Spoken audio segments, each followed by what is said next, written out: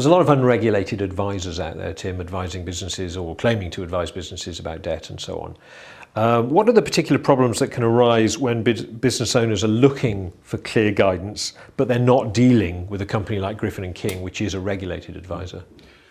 Unregulated advisors will often try and frighten directors or business owners about speaking directly to an insolvency practitioner.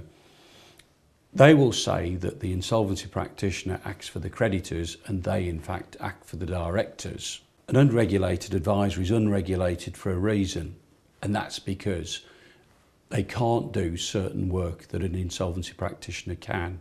And this often means that they ignore some of the technical aspects and some of the aspects where directors and business owners can find that they can step outside of the law.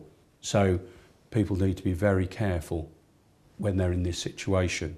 It seems common sense to me to go directly to an insolvency practitioner who can tell you face to face as to what to do and what you can't do. At some point, the unregulated insolvency practitioner is going to have to pass the case to an insolvency practitioner to deal with. It seems far more sensible to go to the insolvency practitioner from the outset and hear all the details from the horse's mouth, so to speak. And of course, it can mean that there's only one fee. It can actually be cheaper by going to an insolvency practitioner. Tim, when a company comes to you and they're in trouble, how do you go about finding the right solution? Well, the first thing we do is listen very carefully to what the directors are telling us about the history of the company and the results that are being achieved. And we look at the results in a lot of detail. We also find out what the directors are hoping to achieve out of the process. And we use our experience to tailor a solution to meet all the circumstances of the particular case. So that might be simply providing advice to the directors as to how to trade through the situation, or it may be a more formal process, such as a company voluntary arrangement or a creditors voluntary liquidation. It all depends what's best for the client.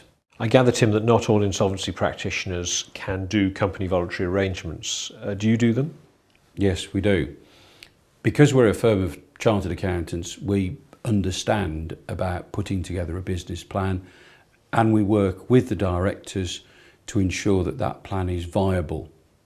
We have the skills to negotiate with the Inland Revenue, with the major creditors and with the banks. And again, that's an important skill to have to make a company voluntary arrangement work in practice.